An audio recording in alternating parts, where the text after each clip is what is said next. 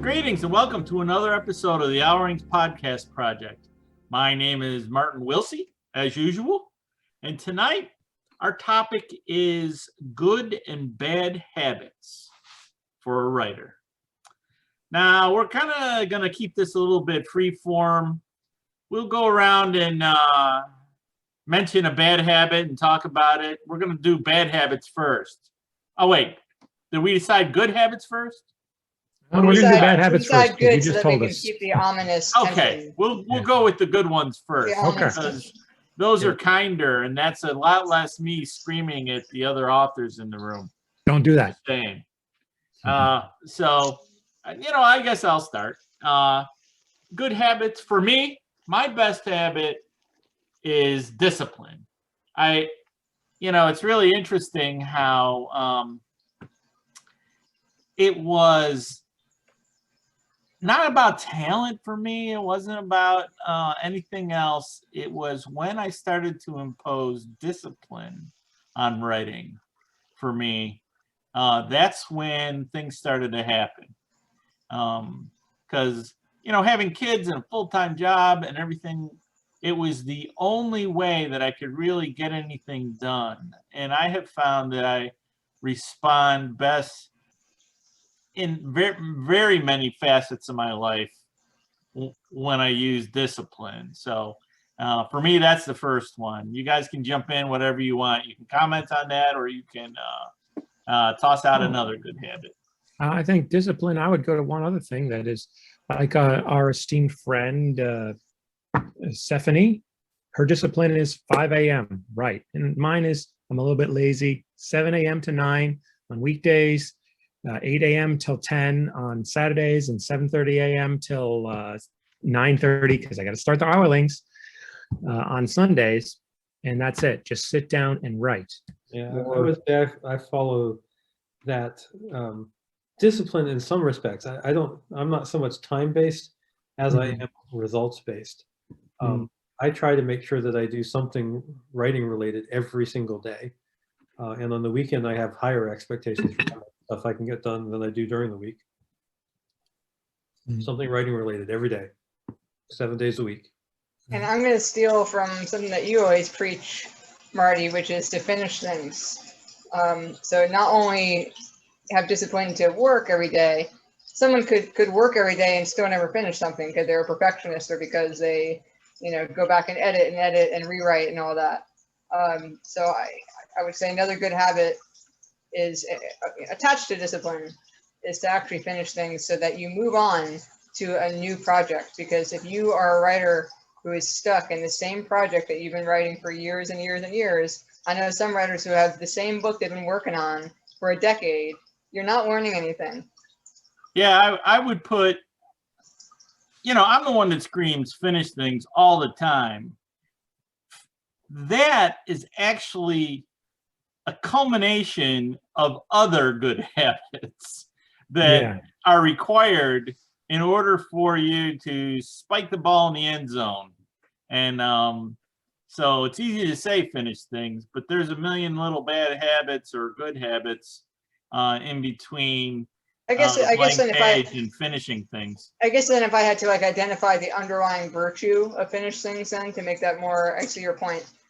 It would be to let go or give yourself permission to say, this is done. That's a good advice. It's a hard thing to do. Yeah, I'll put a corollary to that, which is your first chapter, move on. In fact, your first chapter will probably not be done until you write that last chapter, and then you go back and realize what you were trying to accomplish, and then touch up that first chapter so it matches. I don't think I've written a story yet where the first chapter didn't need tuning after I'd finished the rest of the story. Requires tuning. Yeah, requires. It wasn't worth trying it until the story was finished. Right.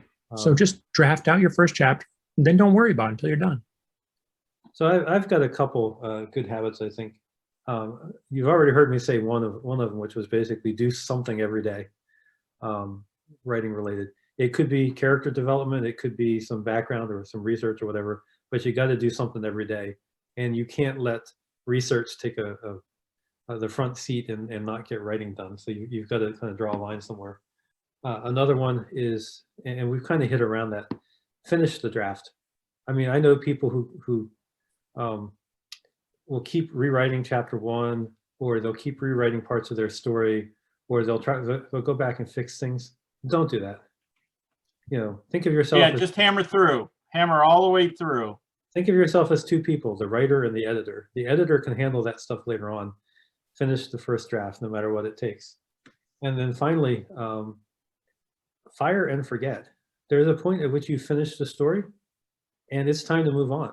And if you're rewriting and you're not making the story 5% better with a rewrite, then it's time to move on.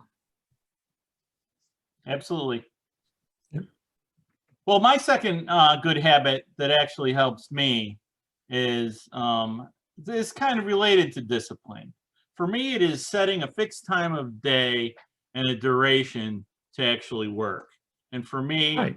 I think it's really important for authors to find out when that best time for you is. I mean, for me, it's between 6 a.m. and noon, which is definitely not the best time for Shay. So know thyself. Mhm. And by setting a schedule for yourself and treating it like a job, because Yeah. frankly, it's a job. Yeah. And you don't go in when it's, you don't not go to work when you don't feel like it. If I don't feel No. like writing, I still have to sit down and write. I said, If I feel like crap, I'll still sit down and write, because some days, when you feel differently, you actually write something more interesting. Right. So for me, it is a set schedule is a Yeah. good habit for me, because if you're putting, the 1,000 words down a day or 2,000 words a day, next thing you know, you've got a novel first draft done. Yeah, So, absolutely. a set schedule and do it every day, no matter if you feel like it or not, is That my is second absolutely good habit. So, And I will put a little- corollary on that. Although yours is a nice 6-hour one, mine is only 2 hours because I have other obligations that pay the bills. Mine is a But- little different. I too have discovered that I am better at writing, say in the morning and early afternoon, and Hmm. I'm much more effective editing, after dinner and at night. Now, since I have a day job, that requires a little bit of balance. So I'm not so time-based as Marty, but I'm aware of when I'm better at doing those two things, and I try to take advantage of that. Well, And so I'll caveat that too. Between 6 a.m. and noon, that's when I'm at my computer working. At first, I have to go through my email and go through my social media and make sure I have blotted posts up and stuff like that. But I only do that until the coffee's gone, which is usually about 8, and then I'm working. Oh, Then yeah. I'm actually ready. I'm not so rigid about having a time. Pope Francis said that he, rather than carving aside a time to pray during the day, he said that he'll pray in the dentist's office while he's waiting to get his teeth cleaned. Well, as and do so we all. Yes, exactly. Right. Yes. And so I'm similar in that regards, where I just will find pockets where it makes sense, or where I have a little time I can. And of course, I've said on this podcast before, I can write on my smartphone. I know other people cannot, but that's something I can do. So I can also, just write same thing in the doctor's office while I'm waiting if I wanted to. So I'm less rigid, but I think that everybody is responsive to different systems of discipline, whether it's David's, which is a little more loose, saying, doesn't matter when you do it, just make sure you do something a day. Or whether it's Marty's, where it's, I have a specific time that really works for me. I'm going to show up for it and sit, butt in chair writing. That's great too. I think everyone, like you said, know thyself. Everyone knows what kind of discipline works for them, gets results. Well, and another thing, I tend to work in spurts, right? I don't sit down and write for 4 hours. I just don't. I might write for an hour. So knowing my proclivities before I sort of get out of the loop of writing, I tend to schedule like multiple sessions. Like for instance, I'm very happy if I have a morning session writing and an early afternoon session writing, and let's say a late afternoon session writing. That works well on the weekend. And my wife wants to go out on an errand after I've had my writing session, then I'm happy and she's happy. See, that it makes it harder for me, because once I get enough caffeine and I get the engines turbines up to speed, I get flowing, and I don't want to get interrupted. No, I don't I even know. want the cat in the room when I'm doing that. I know. That's I hate how- it when because once I'm focused and once I'm actually heads down thinking about it, I don't even look at the clock. I don't really stop until I realize that my stomach's growling. And then I'll look up at the clock, and it's usually around the same time. But my face doesn't turn red then. My attention starts This wandering. stupid camera, I gotta buy a new camera. I guess so, but no, I mean, Either I that or will- just turn it on grayscale. I'm already paying enough. There you go. No, I mean, I will say that 9 a.m. rolls around and I got to stop and I just move over like a couple of feet and I start my job. But I will say this, that I never feel bad. Some days I roll in those 2 hours. Some days I get 600, 700, 800, maybe 1,000 words.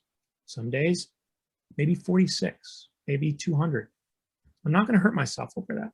Some days I'm doing a little more research, but one thing I do try to avoid when I'm doing this, and this is another habit, although Marty, you're right, that if you've got a big block like that, definitely get your socials in, get your emails in. But me, I'm like, if I'm doing writing, don't distract me with the socials. Don't distract me with the messages. Don't distract me with that. I'm trying to focus on the thing. I want to keep in the zone, which is kind of what you do, but I'm just not having my coffee.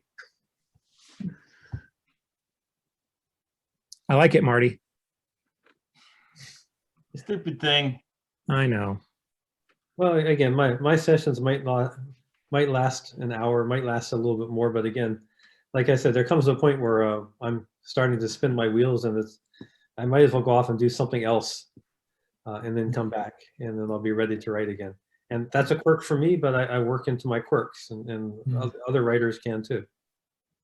What other good habits you guys have besides discipline?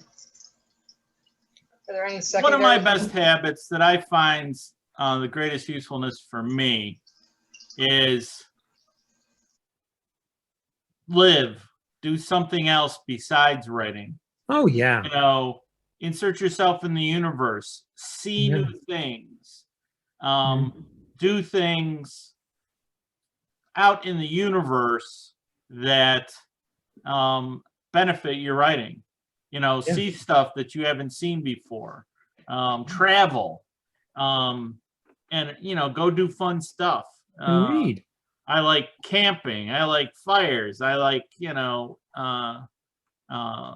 shooting guns. Just what's that? Yeah. Oh, guns, man. I got to get that. Oh yeah, Glock go and 19, shoot man. it. It's great. Glock 19. That really makes it a lot But more effective. The writing. Exactly. About It educates you so that you're actually putting some weight into your writing when you talk about things like guns or countries. If you're writing a book that's set in a country, of course, not every author is lucky enough to have the resources to go to that country, perhaps. But you can certainly go to the library, read about it. You can go to sample some food that's from that country. Just live it, like you said. And talk to people. Yeah. Because there's nothing that makes your characters better than going out into the universe and studying people without them knowing it. Right. Some people like to go to coffee shops to write. I like going to coffee shops to people watch. Yeah. I like going places where it's really cool people watching. Yeah. Brenda and I have been talking about going to Burning Man. You ever hear of that? Oh, that's Oh, gonna be dude, crazy I love stuff. Burning Man. That'd be a real great people move watch for stuff. But yeah, that's one of my tips to really up your writing. You got to live. you gotta Mm. actually, you can't stay in. It's like, I'm so jealous of all the places Shay has gone, Mm. and I just need to get out there and I do would it. love for you to come with me. I would Yeah. have loved to Do gone. it. Let's do it, I buddy. know. I'm excited. And you know Road I love to trip. travel. I have one I'm gonna throw out here that's kind of like a different vibe of good habits. Back your SHIT up. Yeah. Back it up, because nothing is worse. It was a long time ago, when before I was doing better saving habits, but I lost like a whole chapter that like was a lot of pages, and it took me a long time Yeah. to stop crying over it. That Literally happened to me Yeah, grieving over too. it. backups is a great habit. You The know, editor crashed. there's a whole series of habits that are good habits that are technology habits. Mhm. Definitely. Yes. Save often So save often and be smart about it. and save Save in many often, places. you know, back the thing up at the end of every session. Now, if you're There's- like me, I'm not the hugest fan of like big tech, so I don't really like the cloud, which like automatically saves things. I'm kind of Mhm. freaked out by it, so I turn that off. So I have to Okay. manually save. But I also make good use. I know this is like very old fashioned. I have USBs, so I'll put them on a USB. Yep, you can do Save it that. that way. I carry a USB around all the time that has all my Yes, books you on it, just in case. Yeah, You I never don't know blame you. when you're going to run into an agent who needs to put it on Oh, their there laptop. you go. Brilliant. But I've now seen some people have cards, like business cards of their contact info, very thin pieces of plastic that pop out with a USB that can contain their novel. How cool is that? That is awesome. You Pretty can cool. you can give out cards, and it doesn't have to be your novel. If you want to do like, you know, the first chapter, here's a sample of my novel on the, Mhm. you know, that's very cool. Something to think about. Yeah. More So when you're talking about that, I also will endorse the cloud because it's an offsite backup. Oh, okay. Yes. Oh, absolutely. A dear friend of mine, her apartment burned down this Oh, weekend, wow. I'm sorry. and she lost everything, Yeah, that's and terrible. including her computers. Wow. And I was thinking to myself, oh my God, if that had happened to me, and it just made me realize how much more stuff I should be backing up, Well, you know, and I'll, you know, your computer crashing is like your single number one. It's not if a hard drive will crash, it's when will it crash, because absolutely. it's going to someday. Oh, I know. I had to pay a Um, lot so of money when that Handling happened. that's the first big disaster, but fire is way more common than it really needs to be in this day and age. Oh, I But know. that's that's a real nightmare for an author. You Yeah, know, I But, can remember seeing an article about some author rushing into a burning building to get his laptop, and it's like, that's Yep. crazy stuff. Yep. So my laptop is fully replaceable. All my stuff is backed up to the cloud. yeah, and And my day job is I'm an IT professional, so it's yeah. easy for me. Well, I mean, the other thing is, I put all my Scrivener on Dropbox. Why? Because I can pull it up on my phone. Right. Well, Dropbox that counts connected. as Edit that's it there cloud and then backup. edit it there. Well, here's a tip that I've gotten from my lawyer. Any finished works, you should take the final and either write it to a DVD or put it on media and save it into a permanent copy in a safety deposit box. That's a smart idea. Because intellectual property, it's got a lot of value. Absolutely. And it needs to be protected as an additional layer. I mean, Yeah, I have I've heard, email it to yourself, is what photography. I've heard, right? To Well, show the date. yeah, but that's a No. variation Yeah, on the cloud. there's a lot of that as well. I mean, that's the great thing about the proofs that Amazon creates for you. They have embedded dates on them that have been used in courts as intellectual property proof. I mean, Plus, you hold on. can have them have the Same with stuff copyrighted as well. for my photographer friend, yeah, safe deposit box. You always put those photos and the DVDs and everything that you have in a safe deposit box. Just be safe. However, I want to mention that the mail thing that Shay mentioned is a myth. It's very easy to send an envelope out, steam Yeah. it open, and swap the results. So it's not something that'll stand up in court. Very Where, easy to what? steam it open Yeah, you can fake the, No, I think Shay said email. Yeah, email. You're talking about the old methodology of having it in a Yes. sealed envelope with Postmark stamped. postage. Yeah, no, You no. know, that won't work. And also email won't work either because somebody like me could fake that easily. Really? Yes. Okay. oh, I yeah, know how to do that. I mean, believe me, Hmm. I know what the scammers are. I say, oh, there's your hello address. Okay, it's Yeah, from. that- so anyway, your point, Shay, is very well taken. Back your shit up, There definitely. you go. Yeah, definitely back it up. Yeah. And, safe deposit box. That's sound advice indeed. Because another thing, good advice is, maybe you use Scrivener. The Scrivener is not going to be the best for handing off to your editor.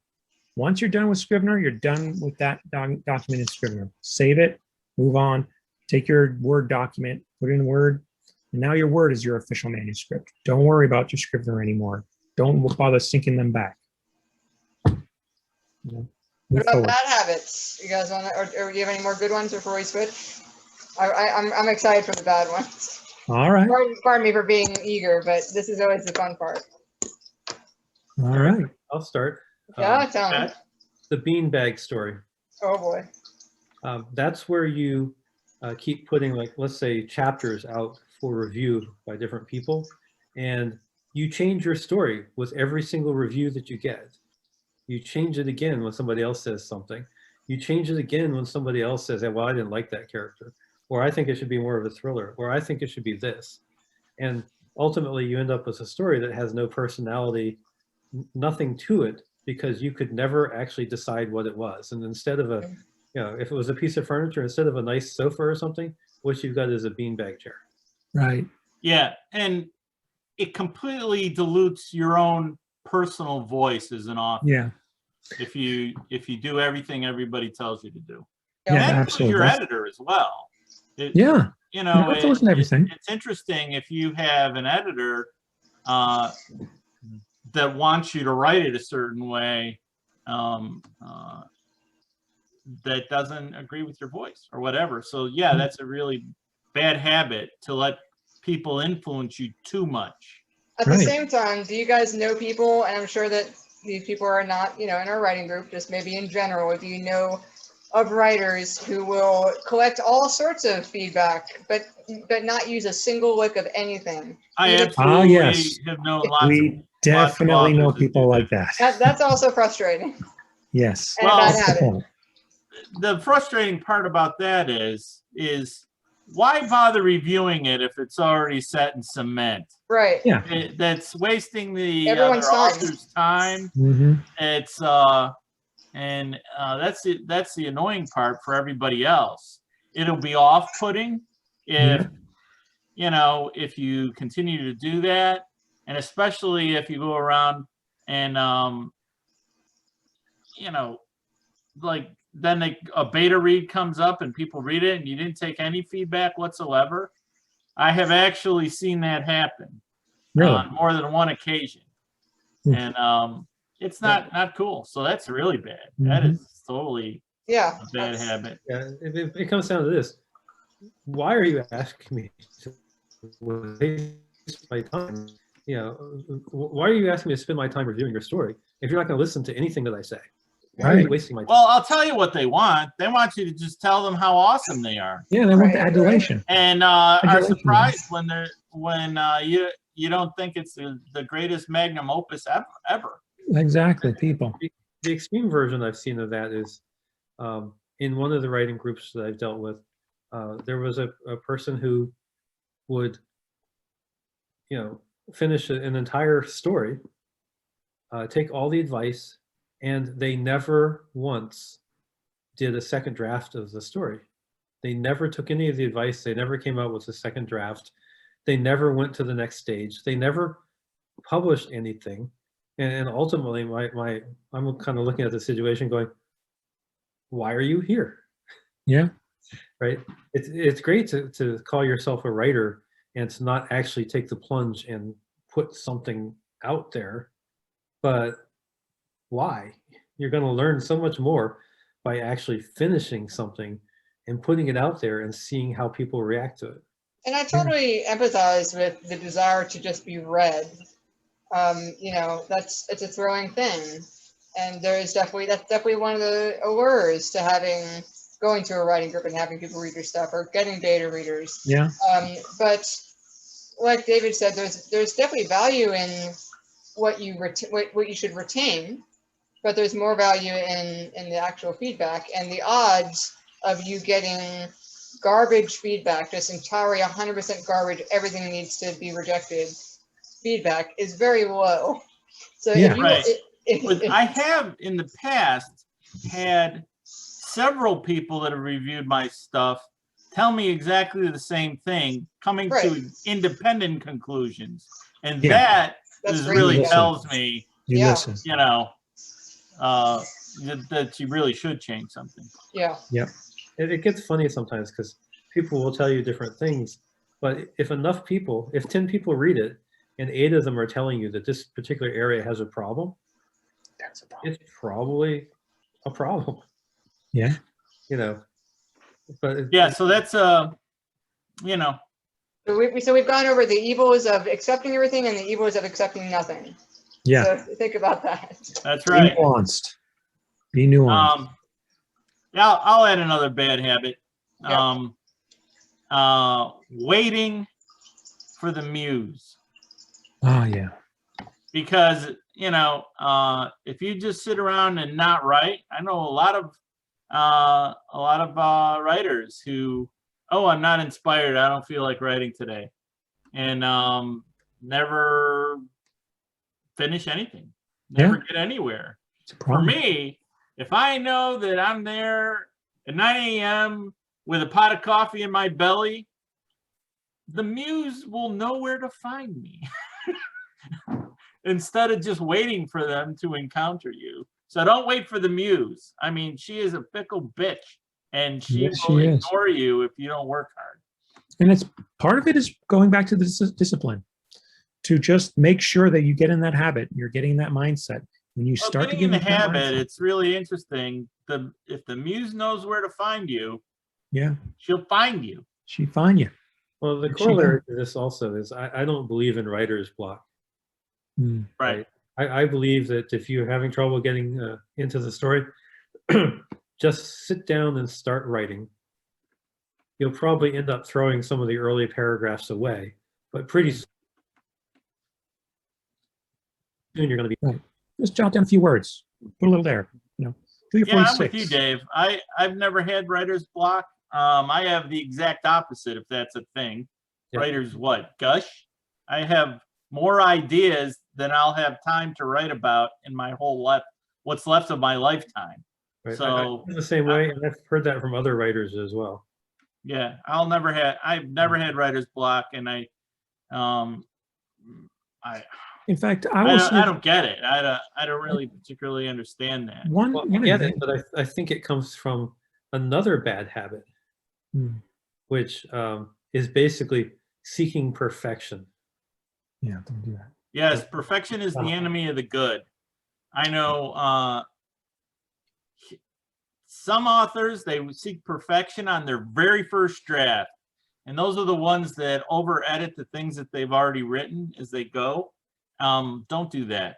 No. You know, move just forward. give yourself permission to write a shitty first draft and go with it. And then, you know, it's the last 5% is really the hardest part for people to do. I know lots of people that have got a ton of books written, but not published because, Right. you know, not doing that last 5%. And, you know, in this day and age, an indie author, they You can got to. make it happen. You got to make sure you get just rid of those have to- duplicate words. You know, just Passive tough your way through that voices. last 5%. It's Yeah. hard. It's really hard. Well, But and that's also, a bad habit that people can't do. and also Missing the verbs. draft is not the end. There's still work you have to do to finish the story, and the pursuit of perfection could also lead you to a ridiculous number of rewrites as well. Oh yeah. I mean, you want to do your rewrites with purpose. You don't want to just do your rewrites for the heck of rewriting. You want to have a purpose. Like, for Yeah, instance, I know several authors that have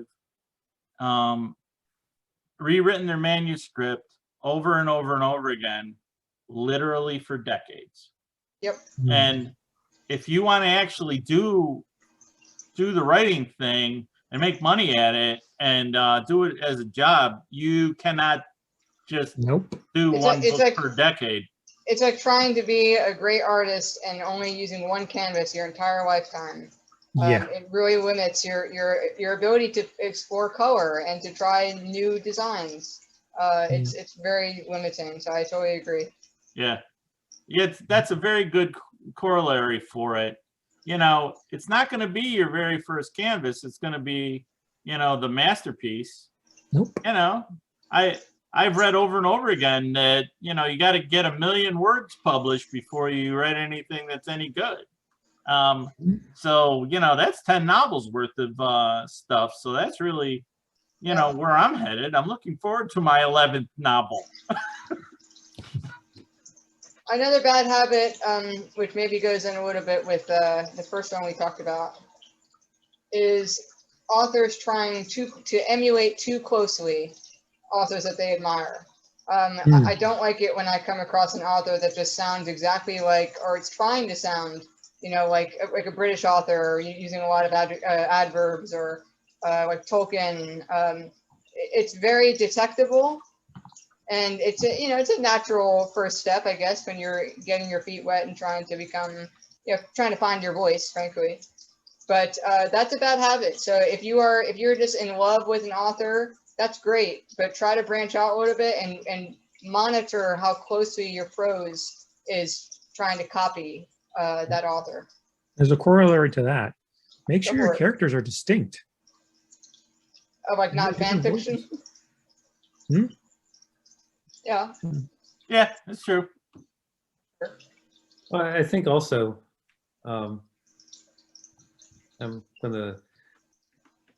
think as a writer, you need to be well read. So you may have your favorite writer whose work you really like, and it could be Ernest Hemingway, or it could be Orson Scott Card, or it could be J.R.R. Tolkien. But I think you also need to read, particularly in the genre that you're writing in, widely, and perhaps even outside the genre as well. For instance, while I write science fiction, I appreciate the work of writers like Elmore Leonard as an example, who's Western and crime stories. Mm-hmm. You can learn a lot from different types of writers. So I feel like having a breadth of reading of different types of masters in your genre and other genres is something that will help prevent you from emulating one particular author to the extreme. Yeah, I totally agree with that. I love reading. It's my second favorite thing to do, and I read a lot of books that are actually not science fiction. I like to read the same kind of books that my wife reads, for instance, and she reads a lot of romance books. So I actually have read a lot of romance books. Well, there you go. It's really funny because my wife can sense that in my novels, and she'll like point her finger at me. She'll say, "You're not kidding me, man. You're writing a romance and you're actually just pretending to be science fiction, action, adventure. I'm on to you." You gotta have that meet cute. Meet cute's gotta be there. It's really interesting, and to actually have that sensibility and applying that to science fiction is made it worth reading all those crappy romance novels that I've read. Tell us how you really feel. What's that? Tell us how you really feel about those romances. No, actually, a lot of them are pretty good. She gets good ones, some that aren't so good. And it's like I read all the same books my kids read too, but oh man, I slugged through Twilight. Oh my god! Oh man, now my face is red because I'm that embarrassed. Well, I ran an experiment once. I'd heard that Nora Roberts was a best-selling writer, very much appreciated by her audience and stuff. I said, well, I know she writes as J.D. Robb, a series of very near future science fiction mysteries. So I've read a couple of those, but I said, okay, you Nora Roberts fans, give me one book that she's written that you think is her best, and I will read it no matter what it is. So they gave me Angel's Fall, which is most certainly a romance, but it's actually a pretty solid mystery. And if she was a mystery writer instead of a romance writer, she could be doing a mystery series about those characters. Right. So you can, and I think the romances tend to be much more character focused. So you can learn something from some of the other genres. Yeah, well, that's a good habit, not a bad habit. Oh yeah. I'm gonna say my most hated bad habit that I hate the worst. And for me, it's working on too many projects at the same time. Yeah. And I hack on friends that I love all the time because they have too many irons in the fire all at once.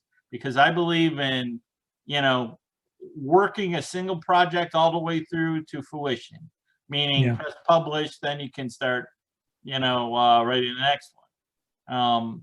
So too many projects makes it distracting, and it makes it less likely that any of them will get finished. No, don't It get is chasing butterflies, man. It is totally chasing butterflies. But that does not mean you can't pipeline things. You can pipeline things and say, okay, I finished this draft and it's over at the editor, and now I'm going to start something. Party might disagree. No, that's completely different. That's pipeline. You can do that. A lot of authors I know, even authors in our writers group, will, they'll be writing along and going full steam on a novel. They'll get halfway through, and then they'll have a great idea for a completely different novel. And before they forget what the idea is, they will start writing that, and they'll get halfway through that. And so they end up with this giant pile of 30% completed manuscripts that never get done. No, don't do that. Yeah, don't do that, especially because I've read that 30% and they're awesome, and you never finished it for me. Yeah. So that's my most hated bad habit: working on too many projects at once. Mm-hmm. You got to restrict that. Good habit. I resemble projects. Bad habit. Yeah, Dave resembles that. Offender right here, man. On the other hand, my projects are getting done. Yeah, you actually do finish some. You do. I mean, there are some people in our writers group that don't finish anything, and I'm starting to lean on them really hard. Mm-hmm. But yeah, I'm moving stuff out. Yes, you are. I've got a lot of series where I've done like number 1 in the series, and now I need to do all the number 2s. Anyway, enough about me. Let's go back to bad habits. Not my bad habits, though. Yeah. Another bad habit I find that authors, this just came up today with someone else that I was chatting with, reading reviews. People write reviews to your books. I mean, once you get a book published, do not ever respond to reviews unless it's, hey, thanks for buying my book. Kudos. It is often tempting to respond to those 1-star reviews, but don't.